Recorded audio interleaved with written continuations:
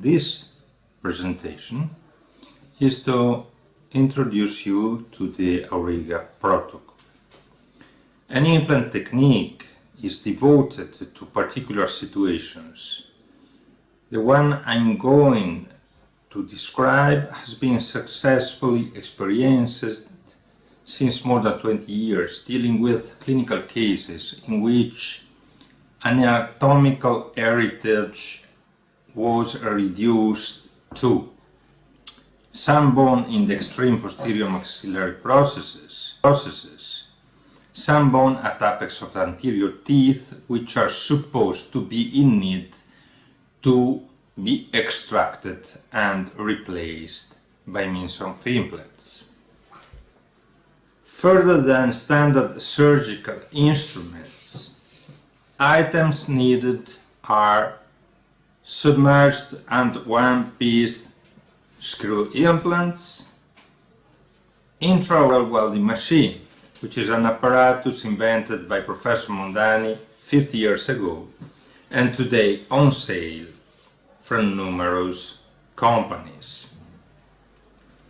I remember you that this is a scientific communication and it is bare of any advertisement. If some colleague is interested and he would like to have more information, he can write to me at this email address. This is the typical case we can deal with by means of Auriga protocol. A fixed prosthesis supported by teeth which are totally compromised. Enough bone in the posterior, tuberosity and pterygoid process. How we behave. First we discuss the protocol with the patient, explaining him that there is a possibility to restore function and aesthetics in a conservative way without ever passing through mobile prosthesis. We talk also about money, and when the patient is convinced, we begin. We insert 2 submerged implants in the posterior sectors, exploiting available bone. These implants must be bone level, so as to avoid any solicitation, any pressure due to intraoral traumas or tongue action. These implants must rest in peace during 4 to 6 months, so as to allow bone include them. After this period of time, we plan a 2-hour session in which we apply the abutments to posterior implants. We remove the old fixed prosthesis.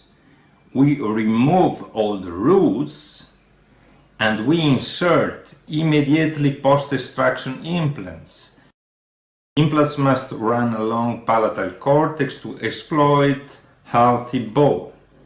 For consequence, abutment emerges buccal. If we use one-piece screws, we can bend the abutment so as to be as far as it is possible from vestibular bone. If we use submerged implants, we can use abutments with an inclination of 15 to 25 degrees, evaluating components, volume and connection disturbance, which can subtract pressures, volume for bone regeneration. Immediately after implant insertion, we weld in mouth a titanium bar to all implants, which conjoins all new implants to those previously inserted in posterior sectors.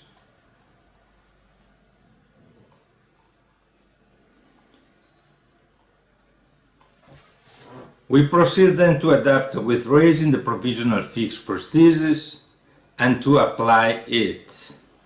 We can use a cemented or screwed prosthesis, as it will be described in a following video.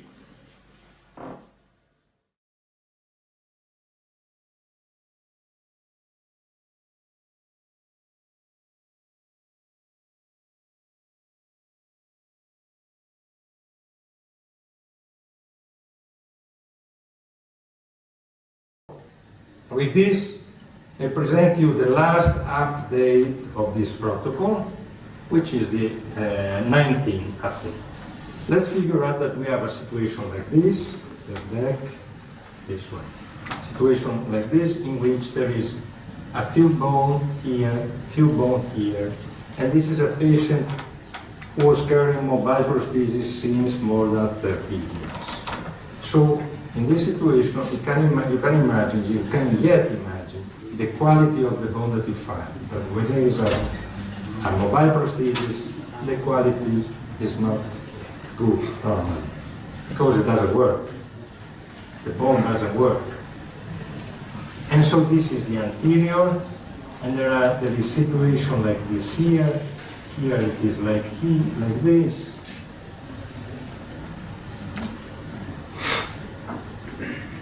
On the other side, where is one?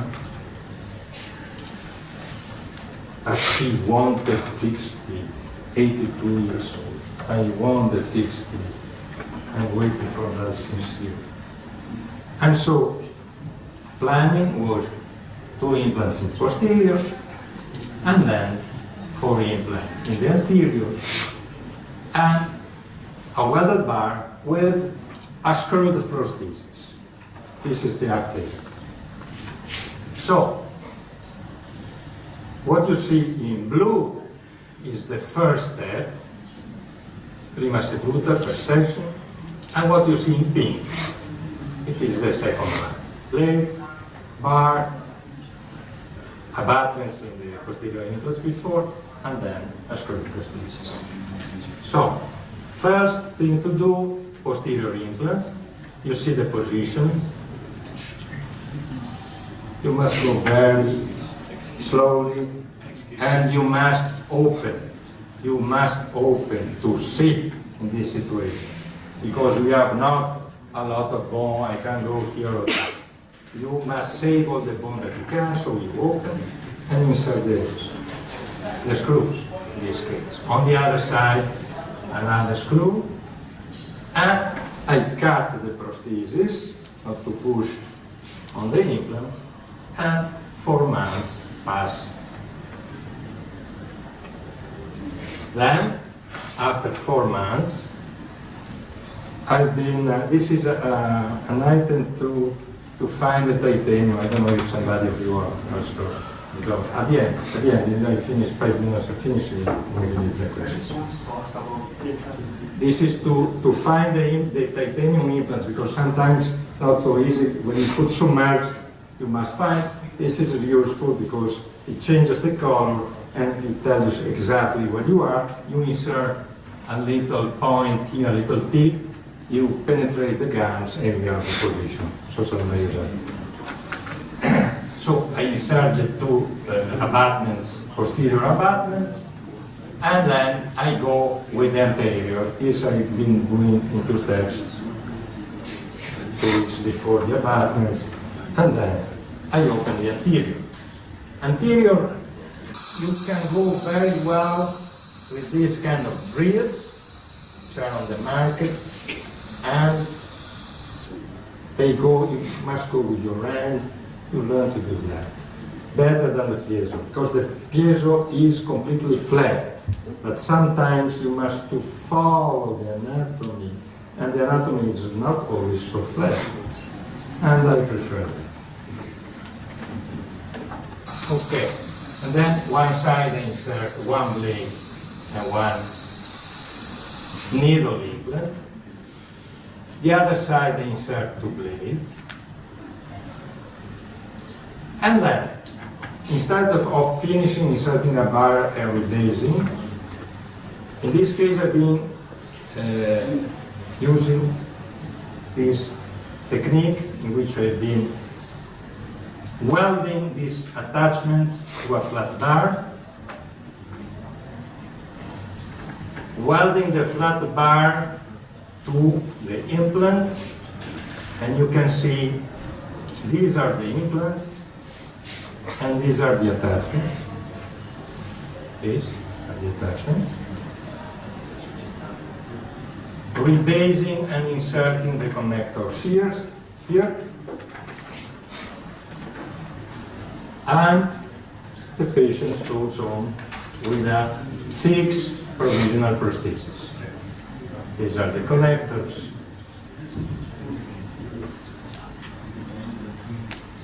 And this was that day before with the prosthesis like this, and she goes on with this one, with all these implants inserted, the bar, the attachment, all in the same session, and the prosthesis.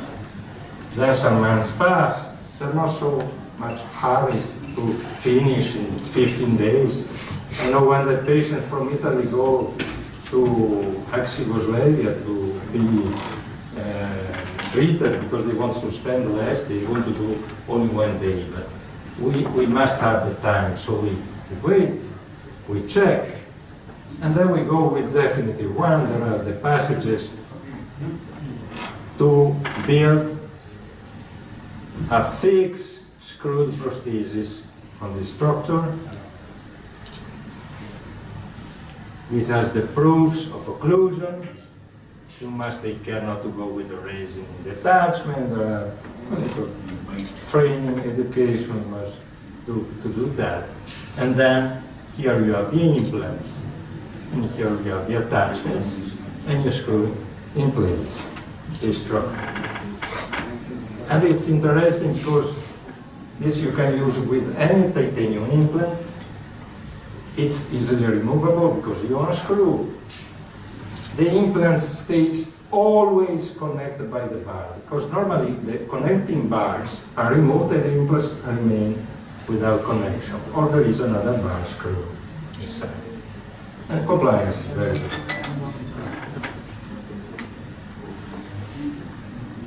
It's very important to check correctly the forces. You must remember that when you get a patient who has been having a mobile prosthesis for a long time, and you put a fixed prosthesis, the muscles begin to work again, and it's never balanced, never. For 6 months, 1 year, you must go and check every 20 days, 1 month, the difference of balance. For example, this patient has a prevalence on one side, and we continue to correct. Now she is good. But, and there are some apparatus. We follow the Pasqualini school for Ugo Pasqualini, the one who wrote the Occlusal Pathologist, because he had a method for balancing occlusion.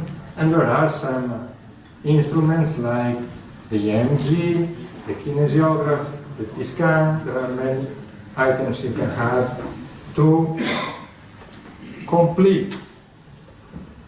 Nobody of these items heals the patients by himself, but adding a lot of diagnosis instruments, you can go better and you can check better the occlusion, going to have a correct muscle situation, which is very important because 90% of the problems that we have in our mouths are during the sleep.